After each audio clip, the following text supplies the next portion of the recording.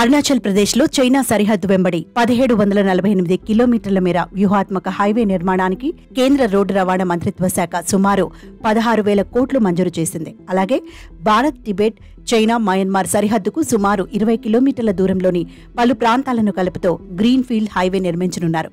వీటి నిర్మాణంతో సరిహద్దు ప్రాంతాల అనుసంధానం మెరుగవనుందని కేంద్ర మంత్రి నితిన్ గడ్కరీ చెప్పారు. అరుణాచల్ ప్రదేశ్ సరిహద్దు ప్రాంతాల దిశగా జరుగుతున్న వలసలను అరికట్టడం, అలాగే పొరుగు దేశాల నుంచి వలస వచ్చే వారిని తిప్పి పంపడం తప్పనిసరి అన్నారు. అరుణాచల్ ప్రదేశ్లోని పలు నదీ పరివాహక ప్రాంతాల అనుసంధానంతో పాటు పలు జల విద్యుత్ ప్రాజెక్టుల నిర్మాణానికి ఈ రోడ్డు దోహదపడనున్నాయని కేంద్ర రోడ్డు రవాణా, హైవేల శాఖ మంత్రి నితిన్ గడ్కరీ చెప్పారు. ఆమోదం పొందిన రోడ్డు నిర్మాణాలకు ప్రభుత్వ హైవే సంస్థలు త్వరలో బిడ్ల ప్రక్రియ నిర్వహించి ఈ ఏడాది జూలై, ఆగస్టు నాటికి పనులు ప్రారంభిస్తాయని ప్రభుత్వ వర్గాలు తెలిపాయి. కాగా సరిహద్దు ప్రాంతంలో సైనిక బలగాలను భారీగా మోహరించే పనులను చైనా కొనసాగిస్తుండడం వల్ల భారత్, చైనా మధ్య ఉద్రిక్తతలు మరింత పెరగనున్నాయని అమెరికా ఇంటెలిజెన్స్ నివేదిక హెచ్చరించింది. చైనా కమ్యూనిస్టు పార్టీ లక్ష్యాలకు అనుగుణంగా ప్రపంచవ్యాప్తంగా కోవర్ట్ కార్యక్రమాలను డ్రాగన్ విస్తరిస్తోందని అమెరికా వార్షిక ముప్పు అంచనా నివేదిక 2024 తెలిపింది.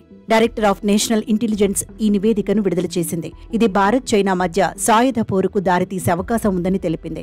వాస్తవాధీన రేఖ వెంబడి క్సియావోకాంగ్ గ్రామంలో సైనిక మోహరింపులను చైనా పెంచేస్తోందని ఆ నివేదిక తెలిపింది. అయితే అరుణాచల్ ప్రదేశ్లో ఇటీవలే ప్రారంభించిన సేలా సొరంగ మార్గానికి కేవలం 3 కిలోమీటర్ల దూరంలో భారత్కు అలాంటి రక్షణ గ్రామం ఉందని ఉపగ్రహ చిత్రాల ఆధారంగా అమెరికా గుర్తించింది. ఈ ప్రాంతంలో భారత్ కూడా మిలిటరీ కార్యక్రమాలను బలోపేతం చేస్తోంది. దీంతో పాటు సైనిక దళాలను తక్షణమే అవసరమైన ప్రాంతానికి తరలించేలా సరిహద్దులో మౌలిక సదుపాయాల కల్పన పనులను భారత్ వేగవంతం చేసింది. అందులో భాగంగానే సరిహద్దు రహదారి సంస్థ 13,000 కిలోమీటర్ల ఎత్తులో 825 కోట్లతో సేలా సొరంగ మార్గాన్ని నిర్మించింది. కాగా 2019 నుంచి సరిహద్దు వెంబడి సైనిక గ్రామాలను చైనా విస్తరిస్తోంది. తాజా నివేదిక ప్రకారం సరిహద్దు వెంబడి క్సియావోకాంగ్ లాంటి 628 సైనిక గ్రామాలను చైనా ఏర్పాటు చేసింది.